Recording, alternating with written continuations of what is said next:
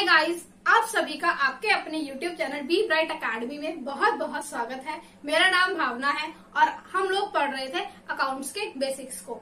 ये अकाउंट्स के बेसिक्स की 5th वीडियो है। 4 पार्ट्स में ऑलरेडी अपलोड कर चुकी हूँ। अगर आपने वो नहीं देखे हैं तो देख लीजिएगा, मैं उनका लिंक डिस्क्रिप्शन बॉक्स में दे दूंगी और आई होप आपको वो वीडियोस पसंद आएंगी। मैंने उनमें अकाउंट्स के बेसिक्स को अच्छे से कवर अप करने की पूरी कोशिश की है। अब हम लोग बढ़ते हैं आज की वीडियो की तरफ। आज की वीडियो में हम देखने वाले हैं बाकी के अकाउंट्स के बेसिक टर्म्स को। अब अकाउंट्स के बेसिक टर्म्स क्या हैं? वो टर्म्स हैं जो अकाउंट्स में नॉर्मली यूज होते रहते हैं और बहुत ही इंपॉर्टेंट टर्म है, क्योंकि इनका मीनिंग अगर आपको नहीं समझ में आएगा तो आपको क्वेश्चन करने में दिक्कत हो सकती है। अब हम लोग बढ़ते हैं अपने बेसिक टर्म्स की तरफ। पहला हमारा बेसिक टर्म है बिजनेस ट्रांजेक्शन। क्या होती है बिजनेस की ट्रांजेक्शन? मतलब कोई भी आपने ऐसा ट्रांजेक्शन कर दी, कोई भी आपने ऐसा लेन देन कर दिया जिसकी वजह से बिजनेस होना चाहिए था। मतलब बिजनेस को करने के लिए आपने कोई ट्रांजेक्शन कर दी, वो हो गया हमारी बिजनेस की ट्रांजेक्शन। इसके अंदर क्या चीजें होना जरूरी है? पैसा इन्वॉल्व होना जरूरी है, बिजनेस के लिए ही होना जरूरी है। आपने खुद के घर के लिए कर दिया, अपने पर्सनल यूज के लिए किया तो बिजनेस की ट्रांजेक्शन नहीं कहलाएगी। आपका उसको बिजनेस के लिए ही करना इंपॉर्टेंट है, खुद के यूज के लिए नहीं। प्लस जब वो बिजनेस की ट्रांजेक्शन होती है तो आपको उसको अपनी बुक्स ऑफ अकाउंट्स में यानी कि अकाउंट में रिकॉर्ड करना होता है। जब आप उन ट्रांजेक्शन्स को बिजनेस में रिकॉर्ड कर लेते हैं, बिजनेस की बुक्स में रिकॉर्ड कर लेते हैं, तो आपकी जो फाइनेंशियल पोजीशन होती है यानी कि जो बैलेंस शीट का स्टेटस होता है वो चेंज हो जाता है, क्योंकि ये बिजनेस की ट्रांजेक्शन है और ये बिजनेस की फाइनेंशियल पोजीशन को अफेक्ट करती है। अब एग्जाम्पल देख लेते हैं कि बिजनेस की ट्रांजेक्शन का एग्जाम्पल क्या हो सकता है। आप एग्जाम्पल लीजिए, आपने सेल किए गुड्स, परचेज किए गुड्स, आपने सेल की मशीनरी या परचेज की मशीनरी, आपने बिल्डिंग परचेज की या फिर बिल्डिंग सेल की। ये बिजनेस की ट्रांजेक्शन से रिलेटेड ही हुआ, क्योंकि आपने बिजनेस को करने के लिए उन चीजों को खरीदा है या उन चीजों को बेचा है, तो वो सारी की सारी चीजें क्या हुई? बिजनेस की ट्रांजेक्शन हो गई। अब बस इतना मोटा मोटा समझ के रखिए कि कोई भी चीज आप कर रहे हो, कोई भी लेन देन आप कर रहे हो, क्यों कर रहे हो? बिजनेस के लिए कर रहे हो, तो वो एक बिजनेस की ट्रांजेक्शन में काउंट होती है। अब इसके बाद है हमारा अकाउंट। अकाउंट क्या होता है? कब किसी भी चीज की एक समरी बना लीजिए जिसमें एक जैसी ही सारी की सारी ट्रांजेक्शन लिखी हुई होती हैं, वो होता है हमारा अकाउंट। मतलब एक पर्टिकुलर हेड हो गया और उसमें उसी से रिलेटेड चीज होंगी जो उससे मैटर करती हैं, उससे रिलेट करती हैं, उसके अलावा उसमें और कुछ नहीं होगा।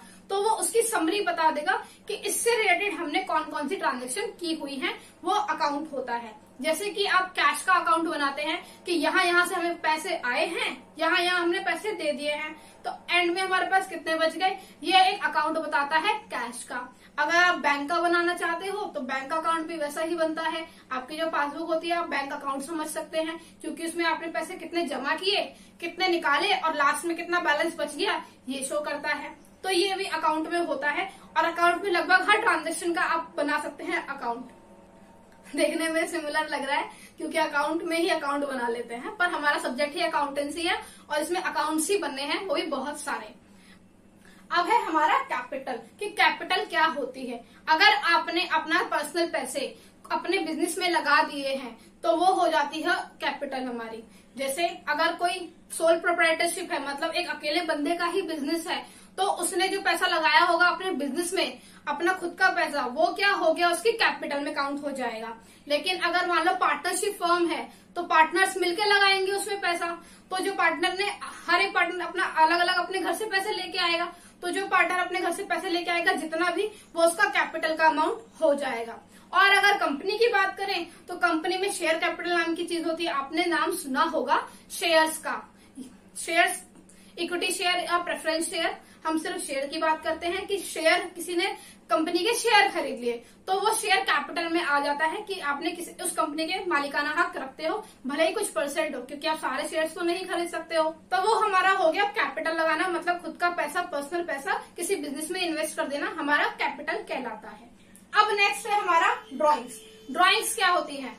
ड्रॉइंग्स वो पैसे होते हैं जो आपने बिजनेस से निकाल लिए अपने खुद के पर्सनल यूज के लिए, या तो आपने पैसे निकाल लिए या फिर आपने बिजनेस से कोई सामान अपने घर पे ले आए अपने खुद के इस्तेमाल के लिए, वो हमारा हो गया ड्रॉइंग्स। तो ड्रॉइंग्स क्या हुई? अपने पर्सनल यूज के लिए कैश निकालना या गुड्स निकालना, वो हो गया हमारा ड्रॉइंग। अब नेक्स्ट है हमारा एंटिटी। एंटिटी क्या होती है? कोई भी बिजनेस की ऐसी ऑर्गेनाइजेशन या फिर कोई भी ऐसा चीज जिसमें बिजनेस की एक्टिविटी होती है या इकोनॉमिक एक्टिविटी होती है, तो उसे हम एंटिटी कहते हैं। ये क्या क्या इंक्लूड करती है? ये सोल प्रोप्राइटरशिप इसके अंदर आ जाती है, बिजनेस में ही काउंट हो जाती है एंटिटी में। उसके अलावा पार्टनरशिप फर्म हमारी एंटिटी में काउंट होती है, कॉर्पोरेशन हमारी एंटिटी में काउंट होती है, कंपनी हमारी एंटिटी में काउंट होती है। तो ये सारी चीजें क्या है? एंटिटी है। अब टाटा, बिरला, अंबानी, किसी का भी नाम लीजिए, उनकी जो भी कंपनीज हैं वो सारी की सारी एंटिटी में ही काउंट होती है। अब हमारा आता है इनकम। इनकम क्या होती है? आपकी इनकम मतलब कि आपको प्रॉफिट हुआ है कुछ, एक साल में आपने कुछ ट्रांजेक्शन करी, आपको कुछ प्रॉफिट हो गया, वो इनकम का पार्ट होता है। अब इनकम का मतलब सिर्फ प्रॉफिट ही नहीं होता, इनकम और प्रॉफिट दोनों अलग अलग चीजें हैं थोड़ी। इनकम जो है वो बड़ा टर्म है, प्रॉफिट के मुकाबले प्रॉफिट थोड़ा छोटा टर्म है। अब इनकम के अंदर प्रॉफिट आ जाता है, मतलब कि प्रॉफिट क्या होता है एक बार उसको देख लेते हैं। ये वाला भी हमारा कवर अप हो जाएगा। फिर प्रॉफिट का मतलब होता है, मान लीजिए आपने 100 रुपए की चीज खरीदी और 150 रुपए की बेच दी, तो 50 रुपए का आपको फायदा हो गया, वो हो गया आपका 50 रुपीज का प्रॉफिट। तो वो हमारे इनकम में ऐड हो जाएगा। लेकिन आपके इनकम में सिर्फ प्रॉफिट ही नहीं ऐड होता है, बहुत सारी चीजें भी ऐड हो जाती है। मतलब आपने बिजनेस में कोई भी ट्रांजेक्शन करी, उसकी वजह से आपको पैसे आए और उस बिजनेस को करने की वजह से आपके जो पैसे लग गए, मतलब रेवेन्यू और एक्सपेंस, वो उनका डिफरेंस होता है हमारी इनकम को। तो इसलिए मैंने फॉर्मूला भी लिखा है, income is equal to revenue minus expenses. मतलब जहां जहां से पैसा आया वो, और उसकी वजह से जो खर्चे हो गए मेरे, वो माइनस कर दिया मैंने, तो वो मेरी बन गई इनकम। अब इन दोनों टर्म के बारे में भी हम लोग डिटेल में देखने वाले हैं थोड़ी ही देर में, तो आप टेंशन मत लीजिए। अब हम देखते हैं हमारा प्रॉफिट। प्रॉफिट का मैंने आपको बता दिया कि कोई भी चीज आपने जितने की कीमत थी उससे ज्यादा पे आपने बेच दिया तो आपको फायदा हो जाता है। अब वो फायदा होना जरूरी है सिर्फ उस एक्टिविटी से जिसके लिए आप बिजनेस करते हो। मतलब मान लो आपकी कोई ग्रोसरी शॉप है, तो आपको ग्रोसरी का आइटम बेचने पे ही जो प्रॉफिट होगा, जो आएगा, वही आपके प्रॉफिट में काउंट होगा, बाकी चीजें इंक्लूड नहीं होंगी आपके प्रॉफिट में। मतलब आपका जो मेन बिजनेस है, मेन कोर एरिया है, उसी के ट्रांजेक्शन करने पे आपको फायदा होता है, वही प्रॉफिट में काउंट होता है। अब जो प्रॉफिट होता है वो दो टाइप का होता है, एक होता है ग्रॉस प्रॉफिट, एक होता है नेट प्रॉफिट। ग्रॉस प्रॉफिट का मतलब होता है कि जो भी हमारे बिजनेस से रिलेटेड डायरेक्ट की ट्रांजेक्शन्स है, मतलब डायरेक्टली हमने किसी चीज को सेल परचेज करने में जो पैसे लगाए, किसी चीज को बनाने में डायरेक्ट कॉस्ट जो लगी। आप जब ट्रेडिंग अकाउंट बनाओगे तो आपको ज्यादा अच्छे से समझ में आएगा। आप इतना ध्यान रखें कि आपके डायरेक्टली बिजनेस से रिलेटेड जो खर्चे होते हैं किसी चीज को करने में, तो खर्चे और इनकम दोनों का जो डिफरेंस हुआ वो हमारा ग्रॉस प्रॉफिट में आ जाता है। और नेट प्रॉफिट में आता है कि इनडायरेक्ट रिलेटेड एक्सपेंसेस भी माइनस कर दिए। एग्जांपल से समझने की कोशिश करते हैं। मान लीजिए कि आपकी एक फैक्ट्री है और उसमें आप बनाते हैं पेन।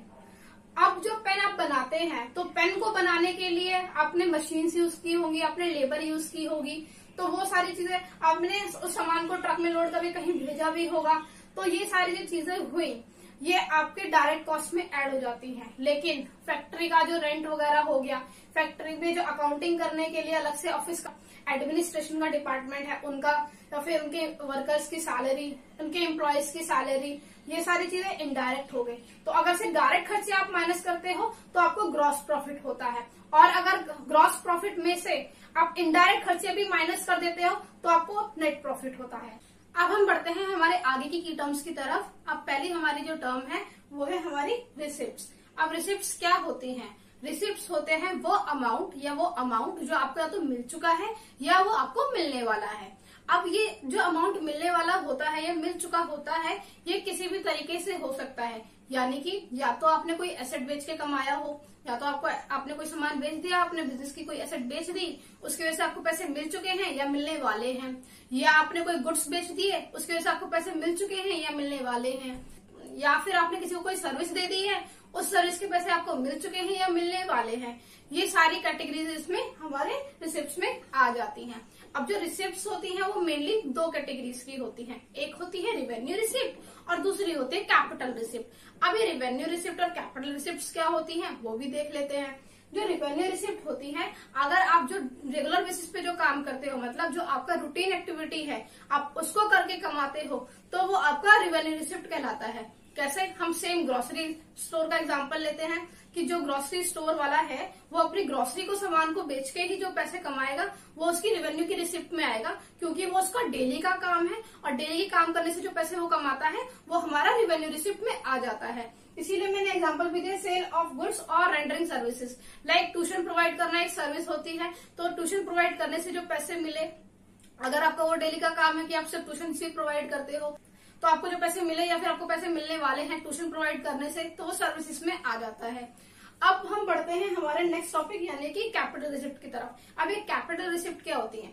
जो चीजें रेवेन्यू नेचर की नहीं होती हैं, मतलब जो रूटीन चीजें की नहीं होती हैं, वो हो गई हमारी कैपिटल रिसिप्ट। जैसे कि बिजनेस की एसेट को बेचना। बिजनेस में हम एसेट्स क्यों खरीदते हैं? ताकि हमको बेनिफिट हो, हमारे ऑपरेशंस को हमें करने में इजी हो।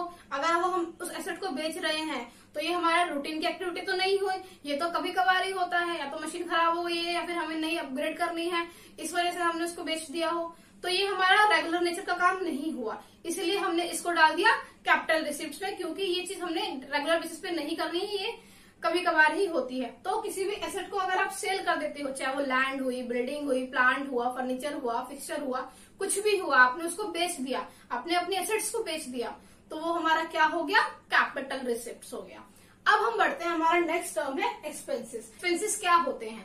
एक्सपेंसेस वो अमाउंट होते हैं जो आपने पैसे लगाए हैं, आपने जो कॉस्ट लगाई है अपनी, क्यों? ताकि आपको इनकम हो सके, वो हमारा हो गया एक्सपेंसेस का पार्ट। अब आप उस एक्सपेंसेस को समझने के लिए दूसरा एग्जांपल ले सकते हैं, यानी कि मान लीजिए आपको आपकी ग्रोसरी स्टोर ही है, सेम एग्जांपल है, आपने जो ग्रोसरी स्टोर लगाया है, क्यों लगाया है? उसको लगाने में जो पैसे लग गए ताकि आप सामान बेच के पैसे कमा सको। अब उसके लिए पहले आपको स्टोर बनाना तो पड़ेगा ना। जो अगर हम ट्रेडिशनल शॉप की बात करें तो पहले आपको दुकान खोलनी पड़ती है, उसके अंदर सामान रखना पड़ता है, तभी तो आप सामान बेच के पैसे कमा पाते हो। तो जो दुकान लगाने में आपको पैसा लगा वो आपका एक्सपेंस में काउंट हो जाएगा। फिर आप जो सामान बेच के कमाओगे रिसिप्ट्स हो जाएगा, रेवेन्यू नेचर की होगी, क्योंकि वो रेगुलर एक्टिविटी वाला आप कर रहे हो। जो हमारे एक्सपेंसेस होते हैं वो दो टाइप के होते हैं, एक होता है प्रीपेड एक्सपेंस, दूसरा होता है आउटस्टैंडिंग एक्सपेंस।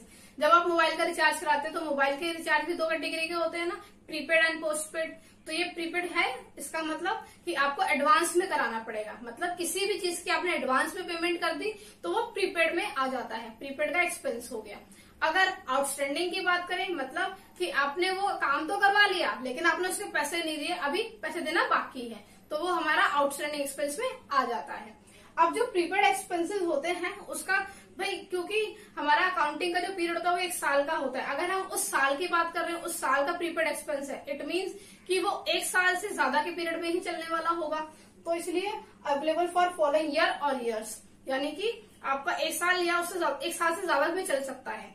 जैसे कि लोग इंश्योरेंस दे देते हैं, प्रीपेड इंश्योरेंस दे दिया, मतलब इंश्योरेंस का प्रीमियम दे दिया, एडवांस में दे दिया, एक दो सालों के लिए दे दिया, फिर एक साल के लिए दे दिया, कुछ महीने के लिए दे दिया, तो वो इसमें काउंट हो जाता है। अब रही आउटस्टैंडिंग एक्सपेंसेस की बात, कि भाई आपने एक्सपेंस तो करवा दिया लेकिन आपने उसके पैसे नहीं दिए, जब तक आप पैसे नहीं दोगे वो आपका आउटस्टैंडिंग ही रहेगा। जैसे कि मान लीजिए आपने किसी दुकान वाले से सामान ले लिया, लेकिन बोला मैं पैसे बाद में दे दूंगा, अभी आप मुझे सामान दे दो, दुकान वाले ने आपको अगर सामान दे दिया तो वो आउटस्टैंडिंग तब तक रहेगा जब तक आप उसको पैसे वापस नहीं कर दोगे, वो आपके लिए आउटस्टैंडिंग हो गया, क्योंकि आपको पैसे देना बाकी है। अब हमारा नेक्स्ट है एक्सपेंडिचर का। अब एक्सपेंडिचर होता क्या है? एक्सपेंडिचर होता है आपने पैसे लगा दिए या फिर आपकी लायबिलिटी बढ़ गई, मतलब आपका उधार बढ़ गया, क्यों? क्योंकि आपने कोई एसेट खरीद, land and building, plant, furniture, fixture, ऐसा कुछ चीज खरीद ली, या फिर आपने गुड्स खरीद लिए कोई, या आपने कोई सर्विसेज परचेज कर ली, इनमें से कुछ भी आपने किया तो आपके पैसे लगे, या फिर आपकी लायबिलिटी बढ़ गई, मतलब आपने उधार में ले लिया होगा उसको, तो ये उसकी बात करता है। अब जो एक्सपेंडिचर होता है वो 3 कैटेगरीज का होता है। पहला कैटेगरी है हमारी कैपिटल एक्सपेंडिचर। कैपिटल एक्सपेंडिचर मतलब क्या? कि वो वाला एक्सपेंडिचर जिसकी वजह से आपने या तो एसेट खरीदी है या फिर एसेट की वैल्यू बढ़ाने के लिए आपने उसमें पैसे लगा दिए। मतलब एसेट आपकी, मान लीजिए कोई मशीन आपने खरीदी थी, अब वो मशीन को खरीद तो लिए लेकिन उसमें कुछ अपग्रेड कराने की जरूरत है, तो आपने उसका मेंटेनेंस करा दिया, उसको अपग्रेड करा दिया, तो उसकी वजह से उसकी कैपेसिटी बढ़ गई और आपका रेवेन्यू जनरेट होना ज्यादा स्टार्ट हो गया, तो वो हमारा कैपिटल नेचर का एक्सपेंडिचर हो जाता है।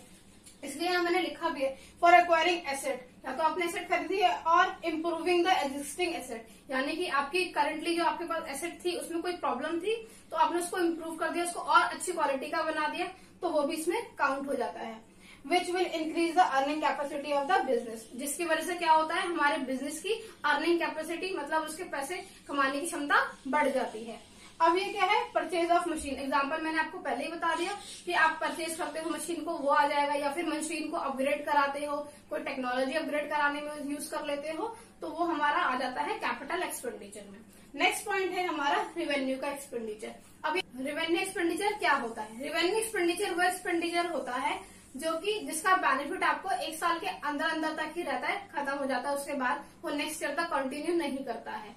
कैपिटल का तो आपको बेनिफिट एक साल से ज्यादा चलेगा ही चलेगा क्योंकि आपने एसेट ली है, लेकिन रेवेन्यू का जो आपको बेनिफिट है वो एक साल के अंदर अंदर ही खत्म हो जाएगा। एग्जांपल क्या है, जैसे कि आपने रेंट पे करना है, तो आप जो भी आपका अकाउंटिंग ईयर चल रहा है, जनरली हम अप्रैल टू मार्च ही फॉलो करते हैं, तो अगर आपने रेंट दिया तो वो करंट ईयर के हिसाब से ही तो देते हैं।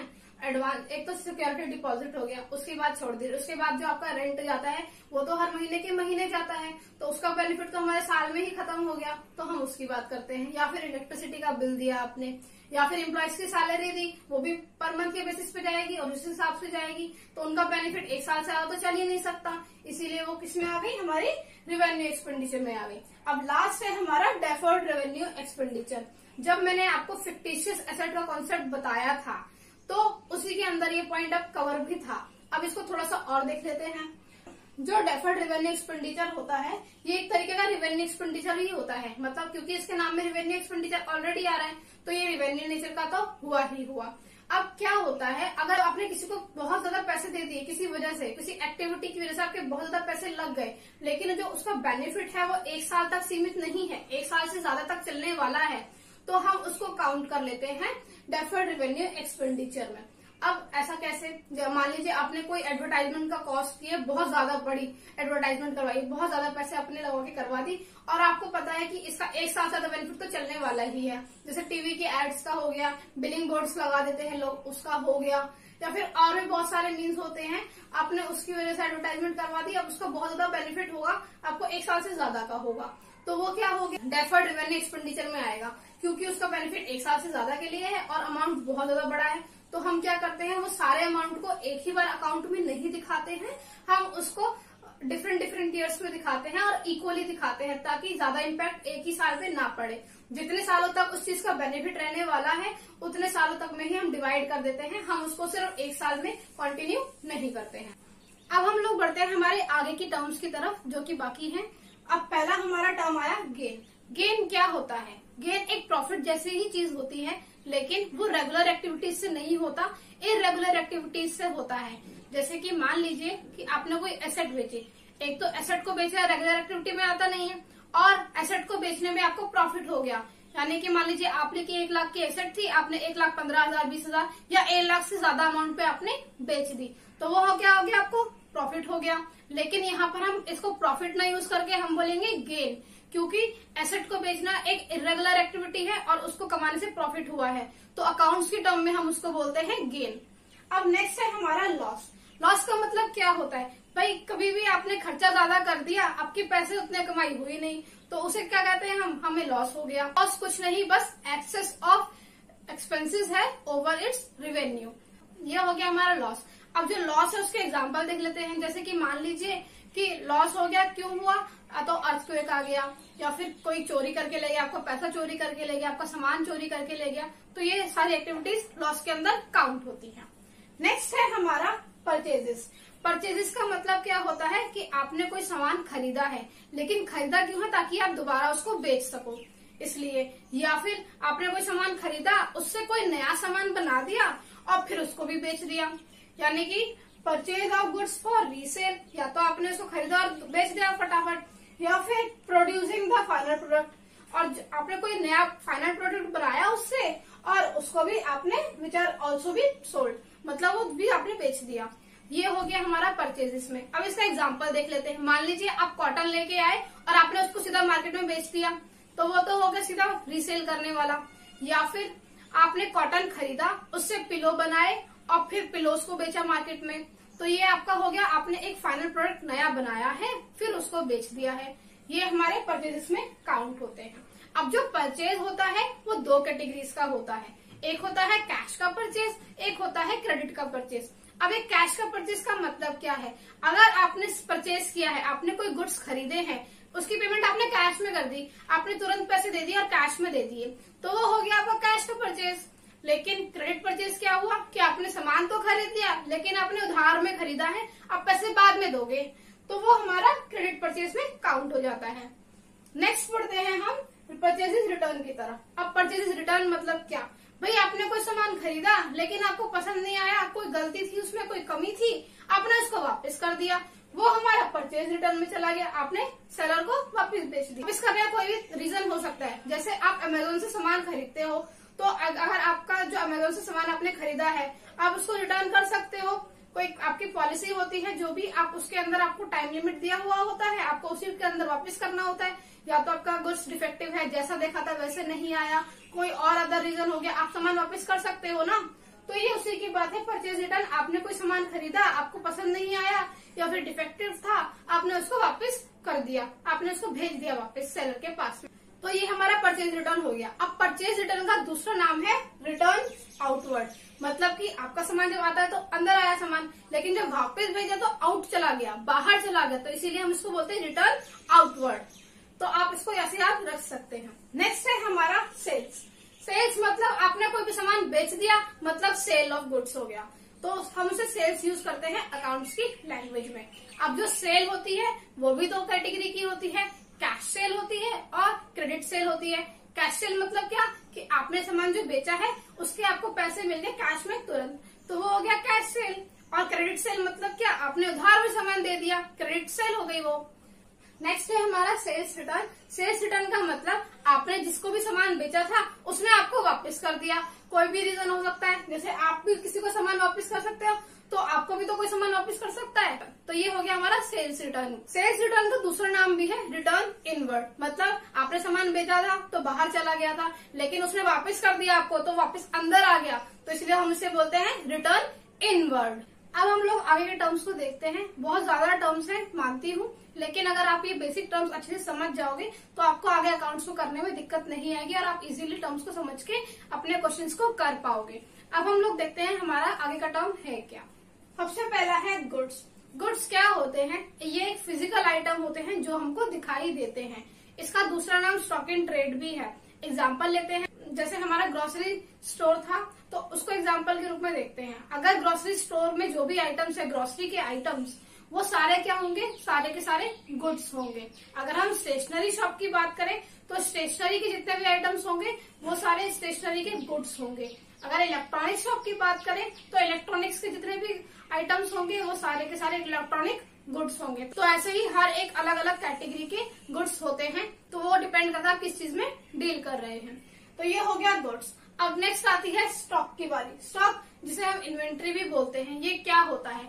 ये हमें दिखाई देने वाली चीज होती है गुड्स का ही। अगर आपके पास क्वांटिटी जो रखी हुई है वो गुड्स में काउंट होती है, तो जो कि टेंजिबल एसेट होती है और किसके पास होती है? एंटरप्राइज के पास होती है। हम सारी एंटरप्राइज के पॉइंट ऑफ व्यू से ही बात कर रहे हैं।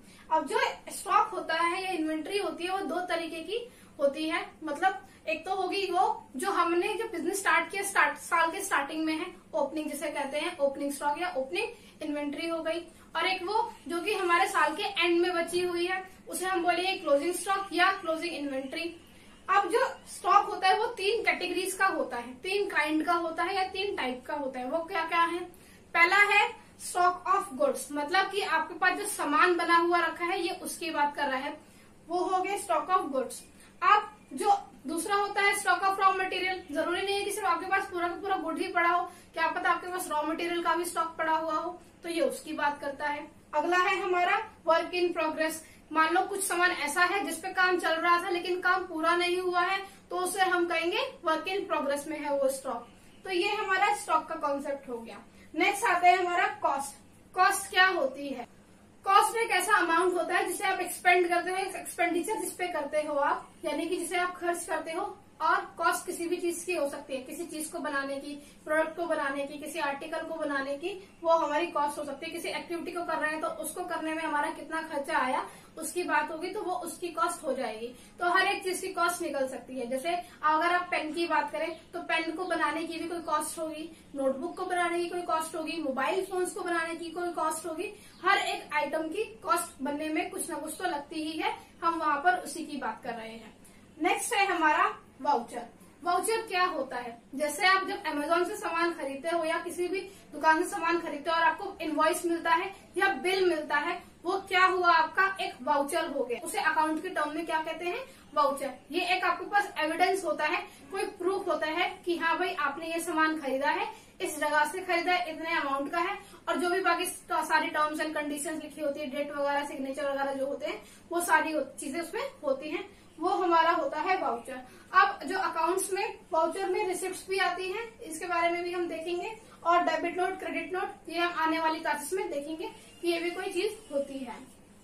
आगे बढ़ते हैं हम बुक्स ऑफ अकाउंट। स्टार्टिंग में मैंने बहुत बार बुक्स ऑफ अकाउंट्स का टर्म यूज किया है जब मैं इंट्रो करवा रही थी। अब बुक्स ऑफ अकाउंट्स क्या होती हैं? कोई भी ऐसी बुक्स जिसमें हमने बिजनेस की ट्रांजेक्शन्स को रिकॉर्ड किया है, वो हमारी होती है बुक्स ऑफ अकाउंट्स। जैसे कि आपकी कैश बुक को लेते हैं, कैश में जितना आपने सामान खरीदा और कैश का सामान जितना आपने बेच दिया वो एक जगह पे आपने लिख दिया, तो वो हो गई कैश बुक। ऐसे ही बैंक की ट्रांजेक्शन जितनी भी थी वो एक जगह पे लिख दी, बैंक की बुक हो गई वो। या फिर बाकी सारी जो भी एंट्रीज होती हैं हम मेनली जर्नल एंट्री में रिकॉर्ड करते हैं। सबसे पहले कोई भी ट्रांजेक्शन होती है वो हम जर्नल एंट्री में रिकॉर्ड करते हैं, तो हम जर्नल एंट्री को भी आने वाली क्लासेस में देखेंगे, तब आप उसको अच्छे से समझ पाएंगे। नेक्स्ट है हमारा डिस्काउंट। अब डिस्काउंट क्या होता है? भाई आप किसी भी दुकान पर गए और उसने आपको जैसा जो भी उसका एमआरपी था उससे कुछ कम प्राइस पे आपको सामान दे दिया, वो आपका डिस्काउंट हो गया। यानी कि अलाउड रिबेट, जो भी आपको छूट मिल गई उस कीमत पर। जैसे मान लो 100 रुपए का सामान तो आपको 90 रुपीज का या 95 रुपीज का मिल गया, 5 रुपए या 10 रुपए आपका क्या हो गया? डिस्काउंट हो गया। अब जो डिस्काउंट होता है वो दो तरीके का होता है, एक तो होता है कैश डिस्काउंट और एक होता है ट्रेड डिस्काउंट। कैश डिस्काउंट मतलब क्या? अगर आप टाइमली पेमेंट कर देते हो तो उसे कैश डिस्काउंट में कहते हैं। जैसे कि मान लीजिए आप किसी से सामान खरीदने गए और तुरंत आपने उसको कैश दे दिया, तो वो आपको थोड़ा डिस्काउंट दे देता है कि भाई आपने अभी मुझे पेमेंट कर दी है, टाइम पे पेमेंट कर दी है, तो वो कुछ फिगर कम कर देता है, 2%, 5%, 10%, वो हर एक की अलग पॉलिसी होती है, पर आपको कैश डिस्काउंट मिल जाता है अगर आप तुरंत कैश की पेमेंट कर देते हैं, टाइम की पेमेंट कर देते हैं। तो दूसरा आई ट्रेड डिस्काउंट की बात। जो ट्रेड डिस्काउंट होता है वो इसलिए मिलता है आपको क्योंकि आपने सामान या तो ज्यादा क्वांटिटी में खरीदा है या ज्यादा वैल्यू का खरीदा है। मान लीजिए आपने छोटे छोटे आइटम बहुत सारे खरीद लिए, मान लो एक आइटम 100 खरीद लिया, तो 100 आइटम उसकी दुकान से निकलेंगे, तो आपने उसकी दुकान से 100 आइटम खरीद लिए, इसलिए वो आपको डिस्काउंट दे सकता है, वो ट्रेड डिस्काउंट हो गया। दूसरी चीज हुई कि मान लीजिए आपने एक ऐसी चीज खरीदी जो उसकी दुकान पे एक ही थी और बहुत ही महंगी थी, इसलिए बहुत कम लोग खरीदते थे, आपने वही चीज खरीद ली, तो इसीलिए भी वो आपको डिस्काउंट दे सकता है। तो जो ट्रेड डिस्काउंट होता है या तो वो क्वांटिटी की वजह से मिलता है, ज्यादा क्वांटिटी आपने खरीद ली, या ज्यादा वैल्यू का आपने सामान खरीद लिया, दोनों वजह से आपको मिल सकता है।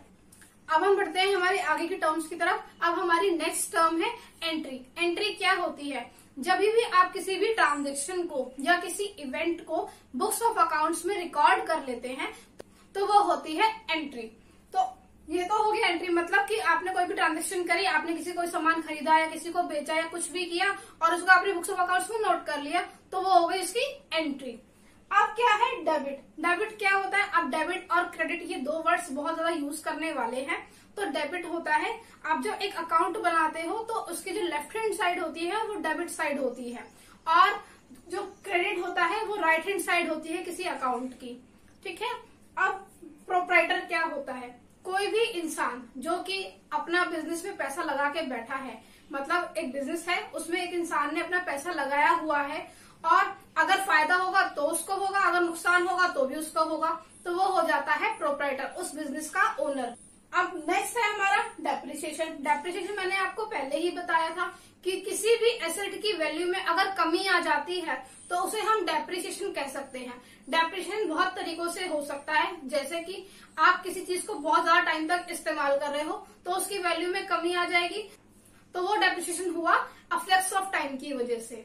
दूसरा होता है कि टेक्नोलॉजी अपग्रेड हो गई, तो जो पुरानी टेक्नोलॉजी होगी उसको कोई यूज नहीं करना चाहेगा, तो वो हो गई ऑब्सोलेसेंस। जैसे नया एप्पल का कोई फोन आ गया तो पुराने वाले फोन की वैल्यू कम हो जाती है, सब लोगों को नया का क्रेज हो जाता है, तो वो हो गई obsolescence. Because of the technology हमारी वैल्यू कम हो गई, हमारी एसेट की वैल्यू कम हो गई। या फिर एक्सीडेंट हो सकता है, मान लीजिए कोई एक्सीडेंट हुआ, इसकी वजह से आपकी एसेट खराब हो गई, तो वो भी हमारा डेप्रिसिएशन में ही काउंट हो जाता है। नेक्स्ट है हमारा कॉस्ट ऑफ गुड्स सोल्ड। मतलब क्या कि किसी भी चीज को आपने बेचने के लिए जो कॉस्ट लगाई वो हो गई कॉस्ट ऑफ गुड्स सोल्ड। मतलब कि ये डायरेक्ट खर्चे होते हैं। जैसे आपने कोई सामान बनाया, मैंने एग्जांपल आपको कॉटन का दिया था, कॉटन पिलो का दिया था, तो आपने कॉटन खरीदी, कॉटन का पिलो बनाने के लिए जो आपने मटेरियल यूज किया, प्लस आपने उसको डिस्पैच भी किया, तो ये सारी चीजें डायरेक्ट कॉस्ट रिलेटेड हो गई उससे। और वर्कर जिन्होंने उसको बनाया होगा उसकी भी आएगी कॉस्ट, उसमें उनके वेजेस जो आए, तो ये सारी चीजें क्या है, डायरेक्टली एसोसिएटेड है एक प्रोडक्ट से। तो वो प्रोडक्ट को बनाने में जो भी खर्चा आया और उसको बेचने में जो खर्चा आया, तो वो हो गई कॉस्ट ऑफ गुड्स सोल्ड। इसलिए यहाँ पे लिखा हुआ है direct cost attributable to the production of goods sold और सर्विसेज रेंडर्ड। मतलब कि आपकी कोई भी डायरेक्ट कॉस्ट लगी है जिसके आपके सामान को बेचने के लिए, या फिर आपने कोई सर्विस प्रोवाइड की है उसके लिए, तो वो हमारी कॉस्ट ऑफ गुड्स सोल्ड में काउंट होता है। नेक्स्ट है हमारा बैड डेब्ट्स। आपको मैंने डेटर्स बताए थे जो कि हमने किसी को उधार पे सामान दिया है और वो हमें पैसे देगा, अगर उसने दे दिए तो वो गुड डेब्ट हो जाता है, मतलब हमारे पैसे हमें मिल गए। बैड डेब्ट का मतलब वो कि उसने हमें पैसे दिए ही नहीं। तो ऐसा भी बिजनेस में होता है, कई लोग आपसे सामान खरीद लेते हैं लेकिन आपको पैसे नहीं देते हैं, तो वो बैड डेब्ट हो जाते हैं।